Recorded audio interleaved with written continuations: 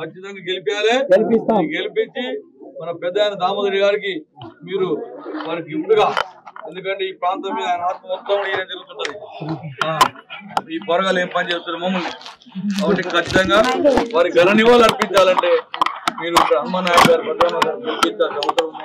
మాజీ యువజన కాంగ్రెస్ అధ్యక్షుడు కక్కల శ్రీనివాస్ గారు అయితేంది, ఇంకా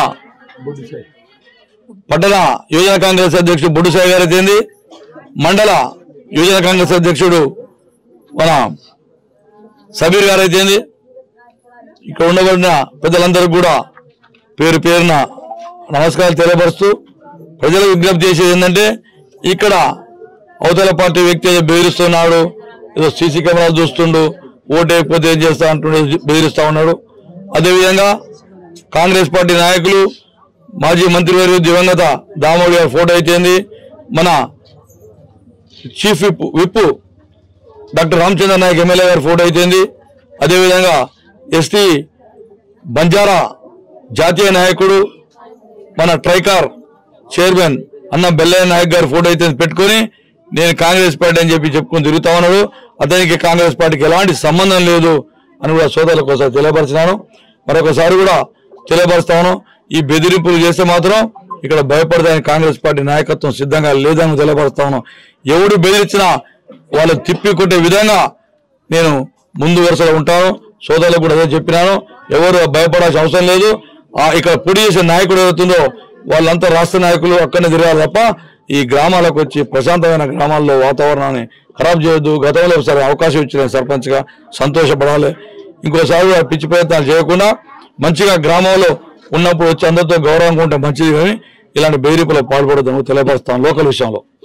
ఇకపోతే ఈ నియోజకవర్గం విషయానికి వస్తే 116 గ్రామ పంచాయతీలు సూర్యాపేట నియోజకవర్గంలో ఉంటే 3 గ్రామ పంచాయతీలు ఏకగ్రీవం అయితే 113 స్థానాల్లో కాంగ్రెస్ పార్టీ బలమైన అభ్యర్థులు, కాంగ్రెస్ పార్టీ బలపరిచిన అభ్యర్థులు బ్రహ్మాండంగా పోటీలో ఉంటామని ఒకసారి గుర్తు చేస్తాను.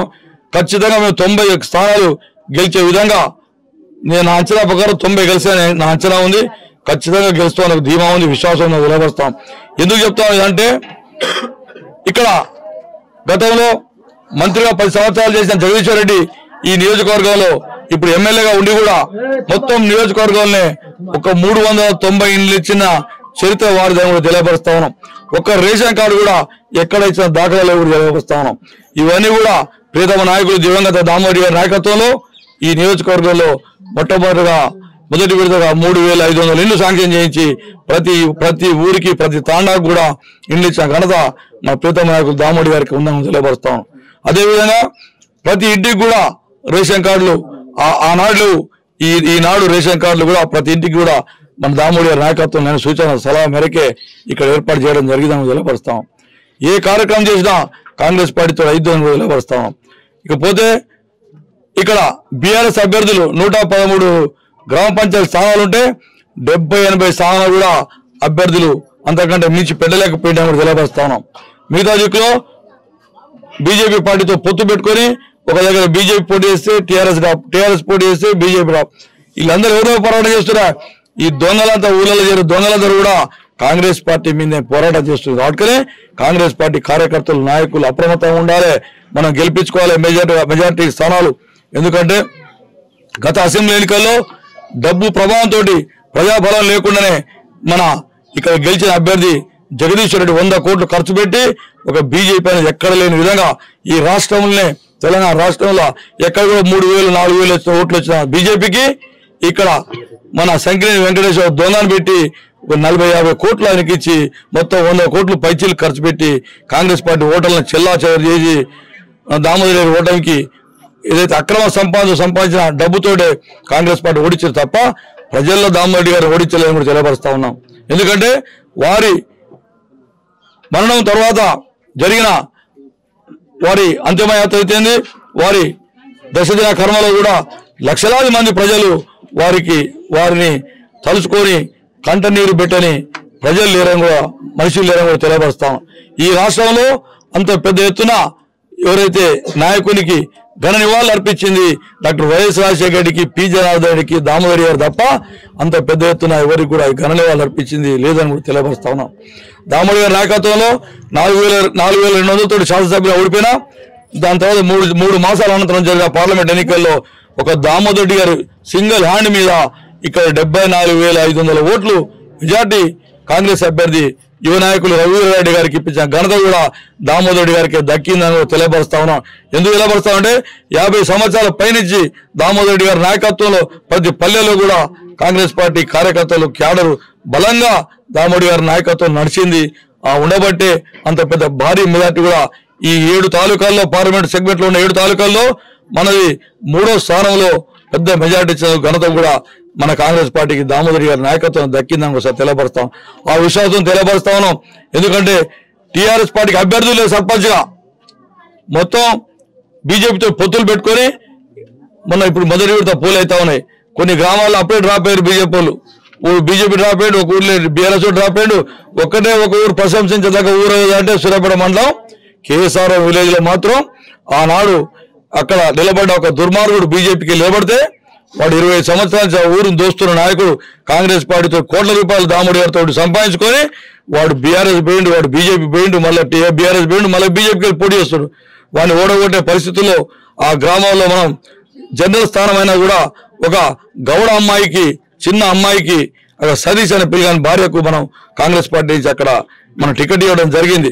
దాన్ని దృష్టిలో పెట్టుకొని అక్కడ ఉన్న స్థానిక బీఆర్ఎస్ నాయకత్వంతో కూడా ఈ చిన్న పిల్లాన్ని వీళ్ళని గెలిపేయాలని బలహీన వర్గాలకు కాంగ్రెస్ పార్టీ ఇచ్చింది. మేము కాంగ్రెస్ పార్టీ అభ్యర్థి టీఆర్ఎస్ పార్టీ అభ్యర్థి పెట్టమని చెప్పి వాళ్ళు జగదీష్ రెడ్డి చెప్పి వాళ్ళంతా వచ్చి కాంగ్రెస్ పార్టీ అభ్యర్థికి అక్కడ సపోర్ట్ చేస్తా ఉన్నారు. వారికి కూడా నేను మొన్న ఊర్లో పోయి ధన్యవాదాలు చెప్పిన. ఎందుకంటే మంచి నిర్ణయం తీసుకురావాలి. అట్లా కొంతమంది ఉన్నారు. మిగతా ఏ గ్రామాల్లో కూడా మొత్తం మన మోదీపురం కూడా అదే పరిస్థితి. మనం పెట్టిన అభ్యర్థికి అనుకూలంగా అక్కడ బీఆర్ఎస్ పార్టీ అభ్యర్థిని పెట్టలేకపోయింది. కొన్ని గ్రామాల వీళ్ళకి ఏ పార్టీకి అభ్యర్థి లేరు.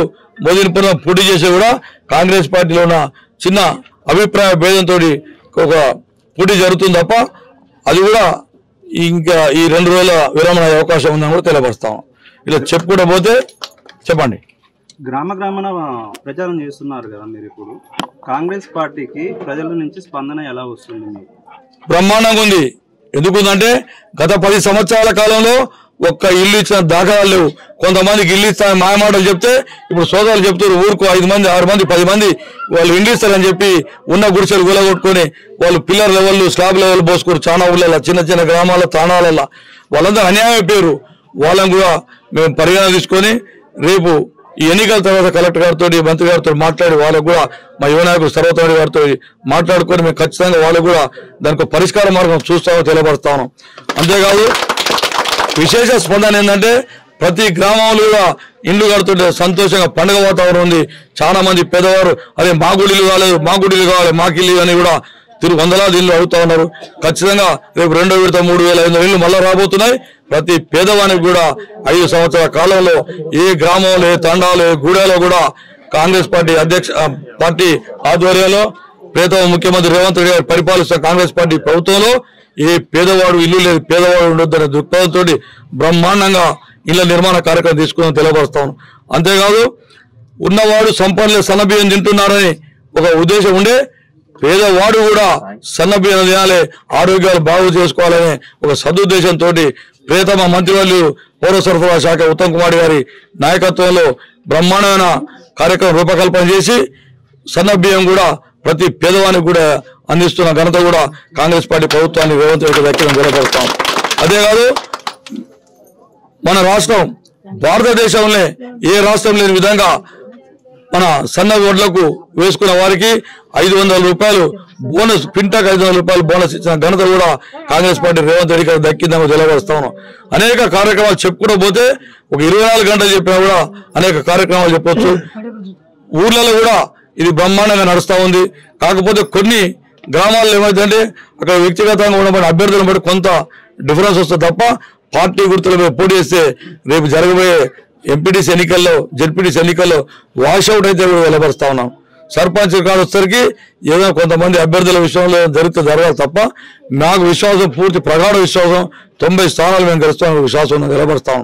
అంతేకాదు సూర్యాపేట వ్యవసాయ మార్కెట్ కమిటీలో వ్యవసాయ మార్కెట్లో మేము ఎప్పుడూ లేని విధంగా ఈ రాష్ట్రంలో ఏ మార్కెట్ యార్డు చేయని విధంగా రైతాంగం 6 కాలం కష్టపడి పంటను మార్కెట్ యార్డుకు తెల్లారుజామున తీసుకొచ్చి మార్కెట్లో ఒడ్లు పోస్తే పొద్దుగాల వాళ్ళకు ఆకలికి ఇబ్బంది పడుతున్న సందర్భంలో వాళ్ళ ఇంటికాంచి టిఫిన్ క్యారేజీలు రావాల్సిన పరిస్థితి ఉంటే అది పోగొట్టే విధంగా అక్కడ ఉదయం కూడా ఫ్రీగా టిఫిన్ ఏర్పాటు కూడా మా మార్కెట్ పాలకవర్గం తీసుకొని తెలియపరుస్తాను. అదే కాదు మధ్యాహ్నం పూట కూడా రైతన్న ఒడ్లు మార్కెట్ తీసుకొస్తే వారి భార్య మధ్యాహ్నం సర్ది కట్టుకొని మళ్ళీ అక్కడ భర్త తీసుకోవాల్సిన పరిస్థితి.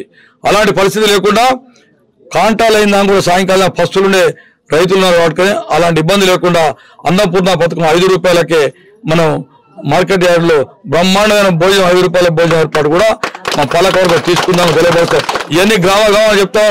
ఇన్ని అవకాశాలు ఇన్ని సదుపాయాలు కూడా కాంగ్రెస్ పార్టీ పక్షాన కాంగ్రెస్ పార్టీ నాయకత్వంతో జరుగుతాం కూడా తెలియపరుస్తాను. ఆరోగ్య విషయానికి వస్తే మన ఈ నియోజకవర్గంలో ఈ 2 సంవత్సరాల కాలంలో ఎంతో మందికి మన యువ నాయకులు పార్లమెంట్ సభ్యులు రఘువీరారెడ్డి గారు సంవత్సర కాలం ఎంపీ అయిన సంవత్సర కాలంలో ఒక 3 కోట్ల రూపాయల పైనే సీఎం రిలీఫ్ ఫండ్ ద్వారా ఏదైతే ఆర్థిక ఇబ్బందులు పడి ఏదైతే ఆసుపత్రి చికిత్స ఖర్చులో ఒక 3 కోట్ల రూపాయల పైన యువ నాయకుడు పార్లమెంట్ సభ్యులు రఘువీరారెడ్డి గారు ఇప్పించిన సంగతి గుర్తు చేస్తూ వారికి ధన్యవాదాలు తెలియపరుస్తా ఉన్నాం. అదేవిధంగా మన ప్రియతమ మంత్రివర్యులు ఉత్తమ్ కుమార్ గారు కూడా ఎల్ఓసి ద్వారా వారు కూడా 3-4 కోట్ల రూపాయల పైచిలికే ఇక్కడ ఎల్ఓసి ద్వారా కూడా నిమ్స్ హాస్పిటల్లో వైద్య సహాయం అందిస్తుంది కూడా అవసరం గుర్తు చేస్తా ఉన్నాం. ఇవన్నీ ఉన్నాయి కాబట్టి మాకు ఆ విశ్వాసం ఉంది, బ్రహ్మాండంగా ఉంది. మా పెద్ద నిలబెట్టిన గ్రామాయన 50 సంవత్సరాల కాంగ్రెస్ పార్టీ పరిశ్రపరిచిండు. వారి నాయకత్వం వారి ఆత్మ మాయంబట్టే ఉంది. ఖచ్చితంగా వారికి ఘన నివాళులు ఈ నియోజకవర్గంలో పెద్ద ఎత్తున గెలిపించి ఈ ప్రాంతంలో కాంగ్రెస్ పార్టీలు ఇస్తారని కూడా పూర్తి విశ్వాసం ఉందని కూడా తెలియపరుస్తాం.